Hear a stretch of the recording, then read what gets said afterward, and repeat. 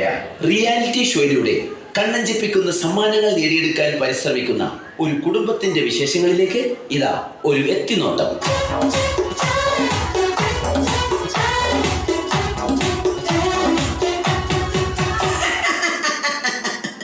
നമസ്കാരം, ഞാൻ ആൻഡപ്പൻ, ഈ വീടിന്റെ ഗൃഹനാഥൻ. ആൻഡപ്പൻ എന്ന പേര് പോലെ തന്നെയാണ് എന്റെയും അവസ്ഥ. ഈ വീട്ടിലുള്ള എന്റെ കുരുത്തം കെട്ട മക്കൾ എവിടെ പോയി എന്തിടനേറുണ്ടാക്കിയാലും അവരുടെ പേരിന്റെ കൂടെ ആൻഡ് അപ്പൻ എന്നുകൂടെ അങ്ങ് ചേർക്കും. അതായത് ആൻഡപ്പൻ എന്റെ പേര്. അതോടെ ഞാനും ഇടനേറിലാവും.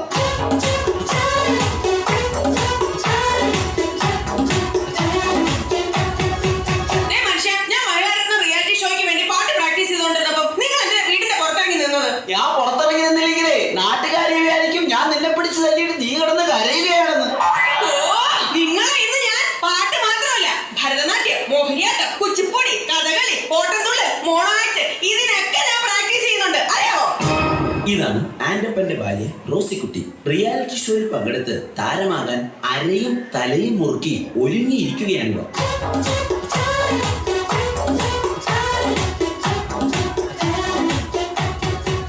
പ്രിയപ്പെട്ട അപ്പച്ചനും അമ്മച്ചിക്കും മൂത്ത മകൻ കാർത്തികൻ മാത്തുക്കുട്ടിയുടെ 1000 അഭിവാദനങ്ങൾ. മോനെ മാത്തുക്കുട്ടി, നിന്റെ ഇന്നത്തെ കഥാപ്രസംഗ പരിപാടി എങ്ങനെ ഉണ്ടായിരുന്നടാ? അതൊരു കഥയാണ് അമ്മച്ചി. റിയാലിറ്റി ഷോയിലൂടെ ശ്രദ്ധേയനായിക്കൊണ്ടിരിക്കുന്ന എന്റെ കഥാപ്രസംഗം കേൾക്കാൻ ഇന്നലെ ഒറ്റൊരുത്തൻ പോലും വന്നില്ല. അയ്യോ, അതെന്താ? ഞാനാണ് കഥാപ്രസംഗം അവതരിപ്പിക്കാൻ വരുന്നതെന്ന് ആ കമ്മറ്റിക്കാരി പരസ്യം ചെയ്തില്ലാന്നേ. അവര് പരസ്യം ചെയ്തില്ലേലും നീ വരുന്ന വിവരം എങ്ങനെയോ ലീക്കായിട്ടുണ്ട്. അതായിരിക്കും ആരും വരാത്തത്.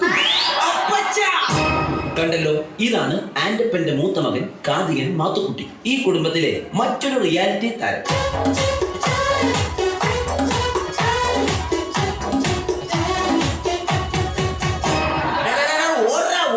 എന്റെ കൺമുമ്പിൽ കണ്ടുപോയത് അവന്റെ ഒരു ഒടുക്കത്തെ സിനിമാറ്റിക് ഡാൻസ്. എന്താ അപ്പ ചെയ്ത്? അല്ല, അവൻ എന്നാ ചെയ്തിട്ടാ? ഇന്ന് രാവിലെ ഞാൻ കുളിക്കാൻ കയറിയ നേരത്തെ ഇവൻ ഫയർ ഡാൻസിന്റെ റിഹേഴ്സൽ ആണെന്ന് പറഞ്ഞ് മണ്ണെണ്ണ വായിലെടുത്തിട്ട് തീ ഊതി. ഞാൻ അലക്കിയിട്ട് അതിന്റെ ആകെ കൂടെയുള്ള 2 മുണ്ടവൻ കത്തിച്ചു കളഞ്ഞു. അറിയാമോ നിനക്ക്? അപ്പൊ നിങ്ങൾ ഇപ്പൊ കൊടുത്തിരിക്കുന്നോ? ദേ, ഇത് നിന്റെ അടിപ്പാവാടയാ.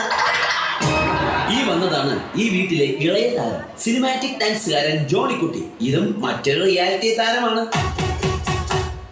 ചാനലൊന്നും തുറക്കുമ്പോൾ കാണാമതിയെന്നും റിയാലിറ്റി ഷോയുടെ തരംഗം. എത്ര കലകളെ പലരും എടുത്തിട്ട് SMS കുഴിക്കുവാൻ ബഹളം.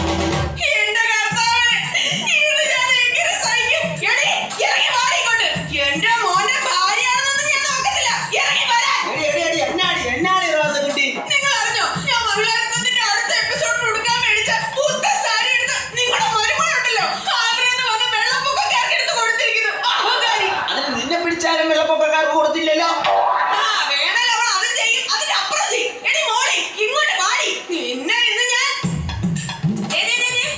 എന്താ നിങ്ങൾ കൊണ്ട് തൊള നടക്കുന്നത്? എടി, അമ്മച്ചിയുടെ സാരി പിച്ചക്കാർക്ക് എടുത്തു കൊടുത്തോ? ഓ, റിയാലിറ്റി ഷോ. ഇങ്ങനെ റിയാലിറ്റി പ്രാന്തുള്ള കുടുംബത്തേക്കാണല്ലോ എന്റെ കർത്താവേ എന്നെ കെട്ടിയെടുത്തത്. ചെയ്തെടുത്തടി. ഈ റിയാലിറ്റി ഷോയൊക്കെ ഞങ്ങളെ പോലുള്ള കലാകാരന്മാർക്ക് പറഞ്ഞിട്ടുള്ളതാ. അതൊന്നും നിനക്ക് പറഞ്ഞാൽ മനസ്സിലാവുകയല്ല. അയ്യടാ, ഞങ്ങളുടെ കുടുംബക്കാരത്ര മോശക്കാരൊന്നുമല്ല. എന്റെ അമ്മച്ചി നല്ല ഒന്നാന്തര എഴുത്തുകാരിയാ. അമ്മച്ചിയുടെ കഥ വരെ നിങ്ങൾ വായിച്ചിട്ടുണ്ടോ? പിന്നെ അതിപ്പോ എന്നാ വായിക്കാനാ? നിന്റെ തള്ളയുടെ കഥ നാട്ടിൽ മൊത്തം പാട്ടല്ലേ? എന്താ പറഞ്ഞത്? നീ പോടി അവിടുന്ന്. എന്നെ പറഞ്ഞാണല്ലോ. നിന്നെ പറഞ്ഞാ നീ എന്ത് ചെയ്യൂടി? കുറെ നാളായി നിന്നെ സഹിക്കാൻ തുടങ്ങിയിട്ട്. നിങ്ങൾ പോകല്ലേ. വെള്ളമെടുക്കും മരുമോളെ, കുശുപെടുക്കണ കെട്ടോളെ, മനുഷ്യന് തിരി തലക്ക് വെളിവ് തന്നൂന്നേ. നേരം വെളുക്കുമ്പോ രണ്ടാളും ഒരു വിളിച്ചുകൊണ്ട അഭ്യാസം. രണ്ടാളും കൂടി നല്ല കുടുംബം കുളം തോന്നും. പെണ്ണുകൊള്ളൊരു നാക്കും വൈകുന്നവനൊരു വാക്കും. എത്ര കുടുംബം കലക്കി മാറ്റി. പെണ്ണുങ്ങളെ നിങ്ങൾ ഇങ്ങനെയായ വട്ടം. വന്നല്ലോ.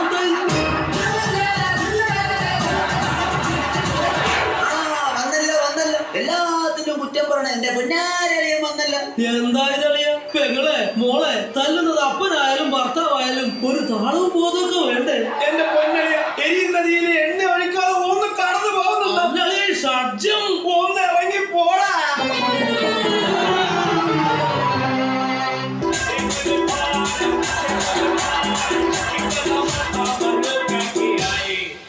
Come on boys, reality reality ഷോയിലെ സൂപ്പർ താരമായ എന്റെ കൂടെ ഡാൻസ് പഠിക്കാൻ പറ്റിയത് നിങ്ങളുടെ ജീവിതത്തിലെ ഒരു ഭാഗ്യം മാത്രമായിട്ട് കരുതിയാൽ മതി. ആദ്യമായി നമുക്ക് പുതിയ സ്റ്റെപ്പ് പഠിക്കാം. 3, 4.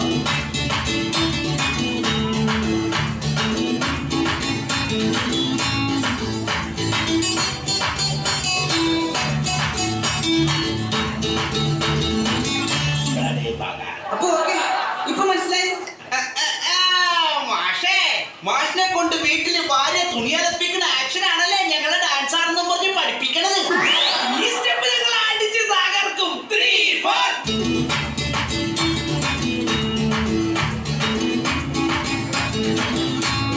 നിർത്തടാ, ഇതെന്നാ കോപ്രാവൊക്കെയാണ് ഞങ്ങളുടെ പുതിയ സ്റ്റെപ്പാണ്. കോപ്പാണ്. എടാ, ഈ റിയാലിറ്റി ഷോയുടെ കാര്യം പറഞ്ഞ് ചുമ്മാ കോപ്രായം കാട്ടി നടക്കാതെ വല്ല പണിക്ക് പോടാ.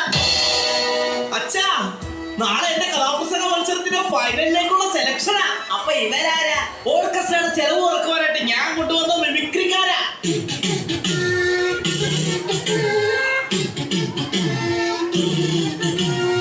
എടാ മാത്തുക്കുട്ടി, നിന്റെ കഥ ഇതുവരെ അമ്മച്ചി കേട്ടില്ലല്ലോടാ. നിങ്ങൾക്ക് വേണ്ടി കഥയുടെ ഒരു ചെറിയ ഭാഗം ഞാനിവിടെ അവതരിപ്പിക്കുകയാണ്. Correct music. അതാ കിഴക്കേ ചക്രവാളത്തിൽ പ്രഭാതം പൊട്ടിവിടർന്നു.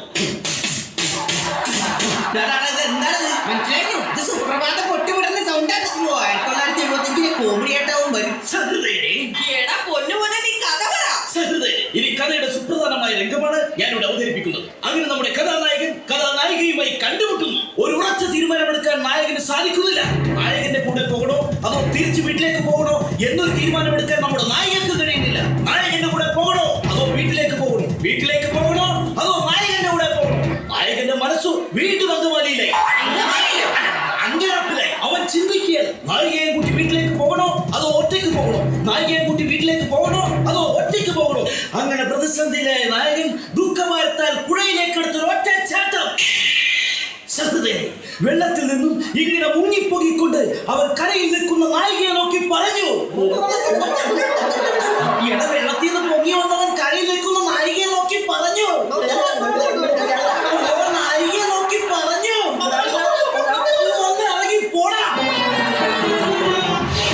ഇവർ പങ്കെടുത്ത റിയാലിറ്റി ഷോയിലെ ഒരു കടുത്ത മത്സരത്തിന് ശേഷം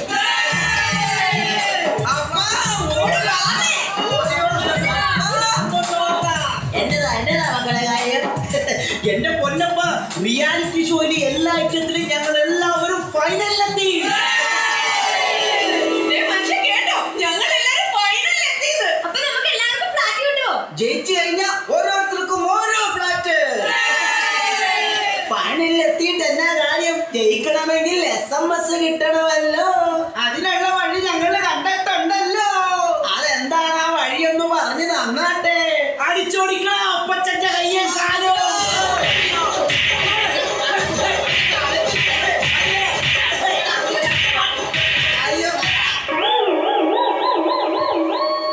എന്തിനാടാ അപ്പന്റെ കയ്യും കാലും തല്ലി ഒടിച്ചത്? അപ്പനെ തല്ലി കയ്യും കാലും ഒടിച്ചാലേ റിയാലിറ്റി ഷോയിൽ കാണിക്കാനായിട്ട് ചാനലുകാർ വന്ന് ഷൂട്ട് ചെയ്യുമല്ലോ.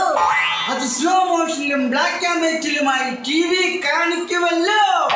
അതെന്തിനാ? അപ്പൊ ജനങ്ങള് മൊത്തം കണ്ട് ഞങ്ങളോട് സെന്റിമെന്റ്സ് അടിച്ച് SMS ചെയ്യുമല്ലോ. അപ്പൊ SMS കിട്ടി ജയിച്ച് എല്ലാവർക്കും ഫ്ലാറ്റ് കിട്ടുമല്ലോ. പ്രിയമുള്ളവരെ, കലാകാരന്മാരുടെ ദുഃഖങ്ങളും ദുരിതങ്ങളും സഹതാപങ്ങളും വിറ്റ് കാശാക്കുന്ന ഇവിടുത്തെ ചാനലുകളിൽ തലകാട്ടാൻ ആക്രാന്തം കാണിക്കുന്നവരോട് എന്റെ കുടുംബത്തിന് ഇനി എന്താണ് പറയാനുള്ളത്?